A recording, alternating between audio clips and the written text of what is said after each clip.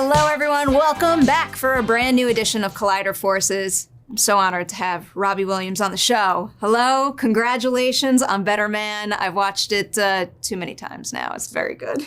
Oh, wow. It's very good. Wow, well, bless you. I don't know why I feel compelled to tell you, but I've got brand new teeth.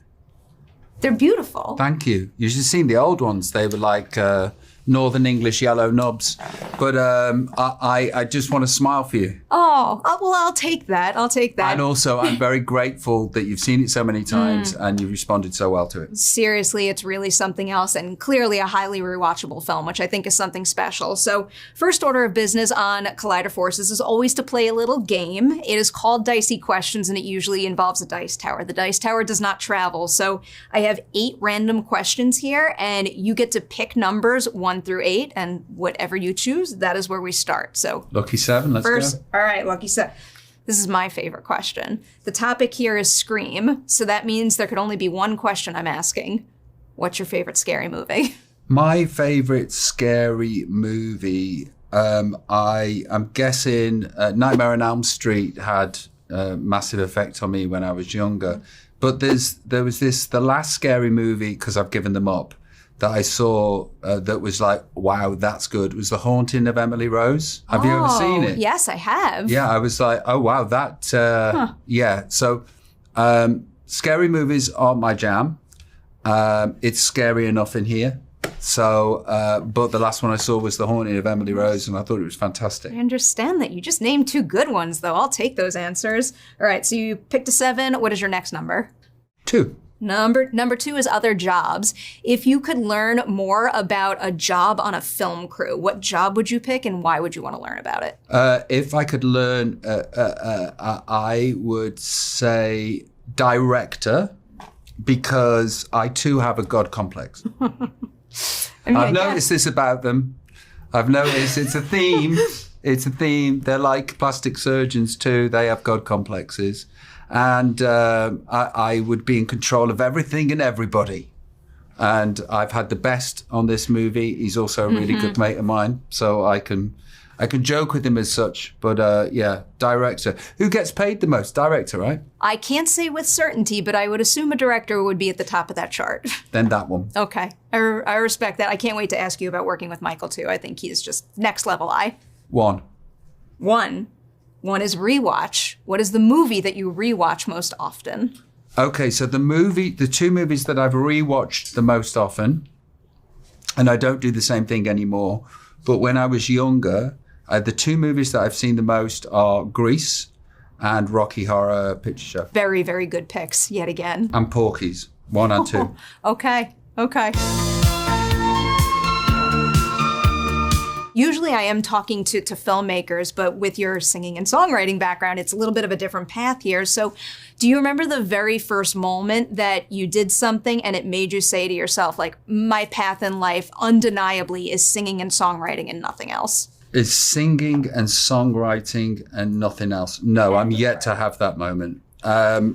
When I was cast as the Artful Dodger in a theatre production of Oliver Twist, I got a standing ovation every night. And, you know, I'm not academic, and I've got dyspraxia, dyslexia, dyscalculia, and we didn't have any of those at school. So I was just stupid and dumb. And because of neurodivergence or whatever, I procrastinate and I'm lazy. And so you have all of this information about yourself and it goes into your computer as I'm not worth anything. And then I had this standing ovation for this thing that I could do that felt really natural. That was my moment to go, oh, whatever shape this is, I want to do this. I auditioned for a boy band by mistake. This whole musical career has been a mistake. Lots of people would agree with me. I disagree wholeheartedly. Oh my. Okay. That particular memory might answer this next question, but I did really want to ask this because I often find that in any art, you could decide you want to pursue a particular profession, but it's a different thing to have confidence in your craft. And I know Better Man covers a lot of the hurdles you experience that kind of, test that confidence. So is there any particular early memory that you can always look back on when that confidence is rocked and say to yourself, like, like, I had that moment, I know I'm good at this, and you can kind of hold on to that? No, I've never had that moment. I've never had real confidence. This is all bravery. Oh, that's a beautiful way to put it, actually. It's all bravery. And, you know, and I've come to realize that none of the confidence was real. It was all bravado, and it was all a mask. And the mask, I am a champion at, masking champion. But then after a while, a little bit of wisdom and being able to look back, it's like, when am I going to be confident? When am I not going to hate myself? When am I going to know that I fill these shoes, that I fill this stage? And that moment's never come. But I know this. I'm so brave. I'm so brave. And that is what I rely on. I don't rely on my craft. I don't rely on confidence. I rely on the fact that I'll throw myself at it. That's a really beautiful answer. It makes me feel like it's probably better to hold tight to the bravery than to chase confidence, because especially in art that is ever evolving, do you really ever have it? No, but here's the thing. I don't think anybody that does my job, and I'm not sure about your job, but I don't think anybody that does my job really has real confidence. But for anybody that wants to go and do it, that just think that they can't because they're scared, you can be brave. You can't be confident. No, I don't. I think there is a degree of confidence. People always ask, it's not impossible to be confident, No. of course, but you can be brave at any time. Yeah. People always ask me if I'm nervous before walking into these rooms, and I tell them, yes, it doesn't matter how many I do. Every single time I'm nervous, but then I remind myself that the nerves come from caring and wanting to do a good job for myself, for the person I'm talking with, and for the people that are taking in these conversations. And I don't know, if I didn't care and didn't have the nerves, why am I here at all? Yeah. I think that's a beautiful thing. Have you ever let yourself down? Let myself down. In these moments? I love the fact that I can't think of a single answer to that question. There's your answer. Yeah. Great. Congrats. So there's your evidence to the thing that your brain tells you. I'm scared that I'm going to let myself down, but you haven't.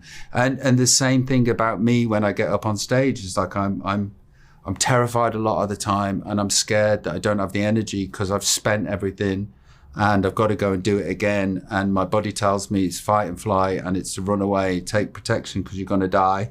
The evidence is this. Whatever happens when I get on stage, I've never phoned it in. I've always launched myself at it. And even when I've had no energy whatsoever, I've found something somewhere. I love that. Never change. Never lose that. That's so inspiring. So my next question for you is something that is inspired by something that's brought up in the movie. And I'm curious to hear your answer to this. So in the movie, it is heavily emphasized, like the importance of having it. When you first started out in this business, what did you think having it meant? And now all of these years later, what does having it actually mean to you? Well, I've seen countless images of me growing up and being in a boy band. And it was never conscious. It was always subconscious, and I didn't realize what I was doing. And I look back at stuff with tremendous embarrassment, as we all do. But also at the same time, I can take out the fact that I am naturally filling a space. I'm filling a space with something. Whatever it is that I was doing may be embarrassing, it may have been corny, it may have been too much, but whatever it was something. And that's it. That is the filling of the space. And, you know, you learn through trial and error to fill that space to the best of your abilities and, you know, hone it if you can. But it's necessity. You know, it is necessity. If I was good at maths, I'd have been a mathematician. It just so happens that I got applauded for showing off. So I better be the best at showing off that I can be. Here's another question to kind of build on that. I've gotten in the habit of asking it a lot lately. I'm assuming you did not see the movie Mech Scene that came out this summer. So in that movie, one of the characters is a female director who gets the opportunity to direct a movie in the 80s when women often didn't have that space in the industry. And she says to herself, if my movie takes off and if it's a hit, it's going to allow me to have a more meaningful voice in Hollywood, in the entertainment industry. So for you, when you first started out, what did having a meaningful voice mean? And now has that definition evolved for you? Well, because I joined Take That when I was 16, I auditioned when I was 15, and I'd just been told that these next 2 years inform your life with the GCSEs, the exams that we were having, and I flunked everything. I got a D. That was the highest mark I got, was D. So I left there going and being told by teachers that, your life will mean nothing if you don't succeed in these. So I think this will answer your question. By the time I got given the golden ticket, it was an absolute necessity to actually derive some form of meaning and life and salary from the only thing that I could do. So this was savagery. This was primal. This was primal. This was do this or die. That's how it felt. And how about now? How about now? Well, through a series of a lot of things, childhood trauma, processing that, fame too early, mental illness, addiction, rehab, all bad. I didn't derive any joy from all the success that I had, not one bit of joy. In fact, it was just like, this is bringing a nightmare. My life is collapsing. I've collapsed. I need to put myself together. I don't think I can. Should I stay on the planet or not? Now I'm 50 and I am experiencing joy and I'm experiencing happiness. And I'm also experiencing gratitude, a great deal of gratitude, where I didn't have gratitude before. So these are my golden years. You're making the most of them right now, too. And part of the reason I asked that is because I think a lot of people are going to see this movie and it's going to inspire them in a multitude of ways. Things that come to mind are inspiring people to get into music themselves and believe in themselves, to reconnect with family in ways that are important to them. I just have a feeling that your voice in this movie, as well as everywhere else, is going to have an impact. I think it's important to not believe in yourself and do it anyway. That's like everything that I've achieved because I thought I couldn't. But because I thought I couldn't didn't stop me from going and trying it. Do you see what I'm saying? I do. It's that, I've proved myself wrong countlessly. Oh, I like that. I feel like it's an interesting motivator to phrase it that way, but I get it. And I've felt it. It makes sense. Yeah. Here's one particular thing I wanted to make sure to ask you, because there is some crossover between music and film and television in this respect. It's about signing with a label and keeping creative control, because on the film side, we're always debating, should the director have creative control? How much studio input should there be? So given everything you've been through, where do you find that pitch perfect balance between having creative control over your work, but also having the right people in your corner to nudge you in the right direction? Nobody's ever come to me and said no, ever. Look, I had grand expectations for my musical output when I was in Take That and when I left. And I wanted to be this and I wanted to be that and I wanted to be all the people that have inspired me. And what happened was pure pop came out, and it comes out to this day. And I can't help it. This is me. This is what I do. This is my art form. And, but because I am pure pop and because I can't help but be commercial, not because I'm cynical, because it's what's in my heart, nobody's come and said, can you be less commercial? I've done the right things. And I've never had that moment where a record company comes in and tells me that's not the album. What advice would you give to another aspiring musician or perhaps filmmaker, because this is somewhat adjacent, if they want to get that opportunity further in their career? It's very difficult. It's almost impossible, and what I am now doing at the age of 50 is I want to get rid of gatekeepers in my life. I want to be the only gatekeeper in my life. I don't want people, and I say it's very difficult. Obviously I've had it, but most people don't. I want to get rid of all the people that could tell me that I don't exist, that could tell me that my opinion is not right. And I'm doing that for myself in many different ways, in many different aspects of business, separate to the music industry, to what I do for, touring music. But look, Michael Gracey, this is his one go at complete control. This film, he won't get it again. So if you, I suppose, from my limited understanding of the film industry, you probably won't get what you're after. But that friction is probably what will make you aspire and achieve great things, because you're always going to experience adversity. It's never going to go your way. Life is unkind.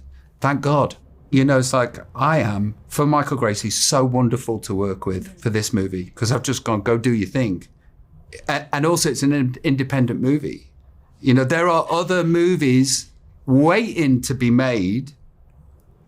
God bless studios, love them, and I see why they function and why they are needed. But there are so many brilliant movies to be made if studios will just get out the way. Support after the fact, after the artist has fully realized their own vision. Absolutely. And, hopefully this film will translate with audiences, and this will testify to that fact that there are a bunch of Michael Graceys out there ready to take a big swing and make the lead an ape. So he delivers real big in the finished product here. Can you go back to meeting him for the first time, and maybe the first thing you saw in him that signaled to you, like, this is a guy I'm going to want to collaborate with creatively one day? When I first met him, it wasn't, I'm going to collaborate creatively with him one day. It was like, I want to be his mate. He's fascinating. I met him, my wife's best mate growing up and still now, father is Michael Gracey's lawyer. And I went round to their house for a party, and there was Michael Gracey, and I met this Australian, and we hit it off. And then he started to tell me, he actually pitched me the movie that he was going to make, and he didn't end up making it. But in the pitch, I was just like beguiled by his ability to tell a story. It was just like, I want to see this movie right away. So in that moment, when he did come to me eventually and go, hey, kicking the tires on this idea, maybe you want to do this thing, there's no way I was going to say no. Good instincts right there. So correct me if I'm wrong on any of this, but I was reading that he did interviews with you for something like 18 months. And then he took all that audio and he went off and wrote the script. What surprised you most about the first draft you read after the fact, given the stories you shared with him? I suppose I shouldn't have been, but I was so entertained. That was like not a surprise, a relief, I suppose. And my story and a lot of my words from those 12 hours of chatting jumped off the page, and I was intrigued to see if I make it. What a wonderful thing that you can actually experience the film version of your own story in a way that's like enthralling this guy's to you. Such a mess. Jeez. How's he going to get out of this? Oh, it's really something else. And another thing that is something else is Jonno. He's phenomenal in this film. What was the first thing you saw in him that made you think like, yep, he could be me? Well, once again, this is Michael Gracey's creation, and it's his casting, and it's his choice with everything. So if Michael Gracey thinks that's the man, that's the man. As it happens, he is perfectly the man. Not only that, he's got a really great arse. His arse is better than my arse. And I'm just like, I am happy that is a representation of me up there. He's sexy. And I'm very, very grateful to him for many things, but none more so than making my monkey very sexy. I mean, I'm not going to deny any of that. What kind of collaboration did you get to do with him beforehand, just to make sure that you are both on the same page? Nothing at all? Yeah, nothing. He came in, knocked it out of the park. But, I've been in his life a lot. because of his family, and then because of his natural inclination to turn a Robbie Williams song on, or want to aspire to be like me on stage or whatever. So I think he'd been soaking it in for a long time. Yeah, I had read that, and then also that, he's the kind of actor who really puts in the work to make sure that he's getting all the little nuances and details. As we say in the UK, he's a grafter, yeah. I love that. All right, jumping into some of the songs now. So one of the things that I was reading about in a different interview is that you sent some ideas for songs that you had to Michael, and then I think you used the phrase, he knocked them down. Can you give me an example of a song you suggested that he knocked down, and what it was like seeing the song he chose in the finished film and coming to realize that maybe he was taking it down a path that worked a bit better? Yeah, I obviously every day's a learning day, no more so than being involved in a medium you don't understand. And I didn't have a bird's eye view of what he wanted because I hadn't seen the film. But I was sending these songs over that I'm like, that's a banger, you are wrong. And I'd heard this story about Lose Yourself in 8 Mile and how the director had sent that back and Eminem was right. And I'm like, I'm Eminem in this moment. That one's the song, and you are wrong. And then I saw the finished version, and I was like, I totally get why those songs weren't the ones chosen, and I totally get what you need there. What I was sending wasn't a cuddle. What I was sending wasn't soothing. What I was sending wasn't healing. I think they're good songs, but they're not that. And then I totally got the MO. I knew what needed to happen, and then we delivered, thank God. Me and a wonderful songwriter and producer called Freddie Wexler, incredibly talented. Namaste, love him. Oh, yeah, I have to get back to Forbidden Road in a minute. But one other question I had about songs from another interview you did. You mentioned that in this film, you wanted people to re-experience your songs in new ways. But I kind of want to turn that towards you. Is there a particular song that you experienced a new way by watching it in the finished film? Yeah. There's a song called Something Beautiful that's in a scene with me and my then songwriting partner, Guy Chambers. And I've always been like, and now I've revisited and I'm like, I've got this song that I didn't even know that was pretty good. And I'm glad it's having its moment. And also it's something that I can then put in the set list that has never been in the set list. And then there's like drums on Let Me Entertain You where I'm like, oh yeah, that's really good. We should have that. We should do that live. So, they've all been repurposed in this magical way, and they will all have this new life. And I'm grateful. It really is a beautiful. I mean, that's the best thing about adapting. Whether you're adapting a book to screen, someone's true story to screen, like there's this opportunity to evolve and become even more powerful via new creative tools and collaboration. And it's part of the reason why I sit in this seat and keep covering these movies. I love that quality. So I wasn't there for the TIFF screening, but I watched the Q&A and I was able to kind of like hear the reaction in the audience. I was lucky enough to see it at Fantastic Fest, which was also a wonderful audience, but the energy in that room just felt next level. And I've heard you talk about, I think the phrasing you used was that experience made a dent in you. Can you kind of describe what that dent is and how you've carried it with you ever since? No, it dented me. Yeah, it dented me, crushed me in the best way possible because I was sharing this movie in a country where I'm not well known at all, in front of 2,000 people. And I was just having a nice experience with Jonno, who plays me, and Michael, the director.